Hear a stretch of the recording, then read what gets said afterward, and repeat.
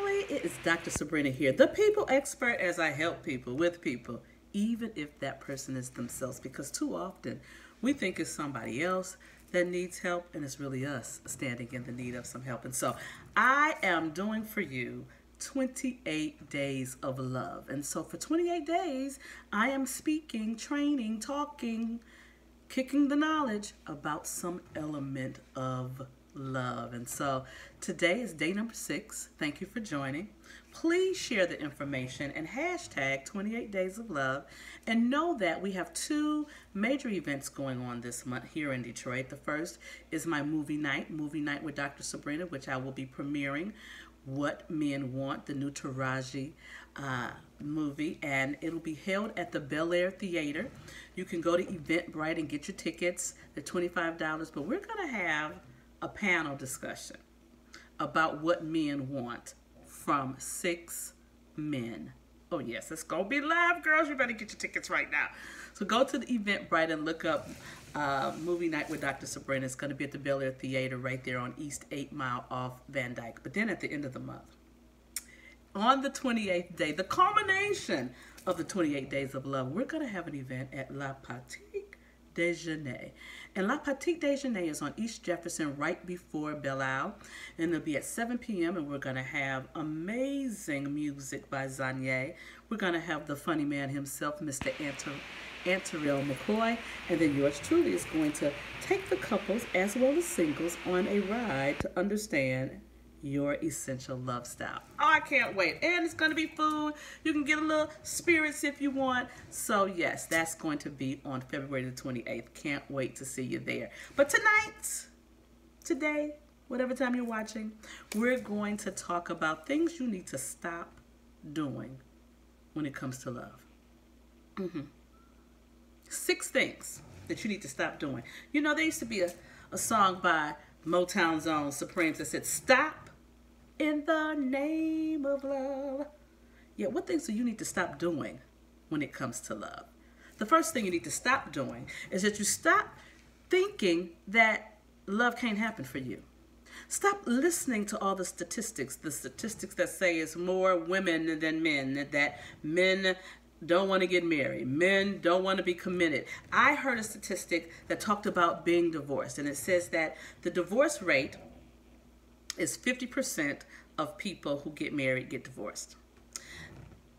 62% of people who get married the second time end in divorce. And I think it's 73 or 70 something, I think it's 73% of third marriages end in divorce. And I said, well, I don't want to think about those statistics, because if 50% don't stay married, there's 50% that do. If 62% don't stay married, there's 38% that do. And if 73% don't stay married, 27 do. So my thing, concentrate on the do's and not the don'ts. Concentrate and say, I am going to be in that smaller number because I'm committed. I have the information. I have the knowledge. I am thinking about making it work and not heading down the divorce trail. So stop thinking that because you've loved and lost, that you will never love again, that you're not lovable, and that you're not loving. Trust and believe you can and you will. If you think it and you speak it, love again. Stop doing number 2, stop playing games. Stop lying. Stop cheating. Stop saying that you're something that you're not. Stop saying that something's not important to you when it is. Stop game playing. And it amazes me how older people, I mean, I know some older people, and they are still playing games. They're still trying to be player. Really? Be honest with yourself so that you can then be honest with someone else. And if you don't want to be in a committed relationship, that's fine. Just make sure the other person knows that. And make sure that you're clear about that. Don't drag somebody down a street that they don't want to be on. Because you don't want to be dragged down a street that you don't want to be on. So stop the game playing. Number 3, Stop thinking that love is enough. Stop thinking that, oh, if I love you, that's enough to keep it and make it work. Oh no, work is necessary. Compassion is necessary. Connection is necessary. Compatibility is necessary. Great communication is necessary. Realistic expectations is necessary. So yeah, there's some work. Compromise is necessary. Understanding how to conflict is necessary. So love is never enough. Love is necessary, but it's never enough. So stop thinking that, oh, because I love them, they're going to automatically love me. No, I've loved some people that didn't love me back. And it's okay. Because I had to get my thinking different. I had to stop thinking that love was enough, because it's not. There's some other things you need to do. Then number 4, oh, I had to breathe on this one. Stop being jealous. Stop being insecure. Stop being concerned about what someone else is doing. Stop snooping. Stop looking. Don't put the GPS on their phone. Stop with all of that. If you don't trust, there's 2 reasons generally why you don't trust. You've been hurt. And because you've been hurt, you haven't healed. So now you're taking it out on the next person. Or you know that you're not trustworthy. You know what you're capable of. So then you are expecting the other person to do that. Stop with the jealousy. Who wants to be bothered with somebody that's always talking about, oh, you can't have a male friend, or you can't hang out with the people from work? Really? I need a full life. I need a full life because I'm a full person. And I travel. I don't want anyone that's insecure, that's always saying, oh, you work too much, or you do this too much. That's a part of my life. It's a part of my life. Number 5, stop settling for less than what you want and what you deserve. Stop settling. Stop settling. You know you can't take them nowhere.